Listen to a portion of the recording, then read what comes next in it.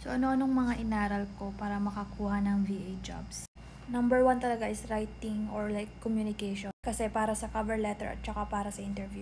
Yun, paano magsulat ng cover letter, paano magsulat ng product description, or like a listing, for example, like product listing or like listing ng real estate. So, kasi noon, ito yung super uso. Yung nag-boom ata yung Airbnb, nag-boom yung Amazon. So, super uso noon yung gumawa ng mga listing, ng mga real estate listing, mga product listing, etc.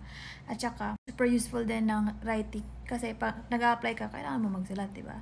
So, kung newbie ka, di mo alam anong gagawin mo, ano aaralin mo. So, number 1, mag-aral ka lang ng writing, ng anything communication related. So, mag-aral ka ng paano magsulat ng cover letter, paano makipag-usap. Kasi, common din na job noon is parang cold calling ata yun.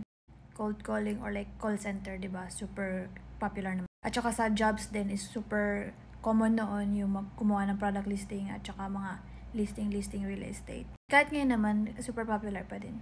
Kasi kahit sabihin mo na wala kang skills, pag nabasa ng client na maganda yung English mo, straight to the point ka makipag-usap. Marunong kang umintindi, marunong kang mag-summarize ng mga sinabi nila, marunong kang makinig. Skills, magandang skill kasi yon. So, yun lang. Good luck.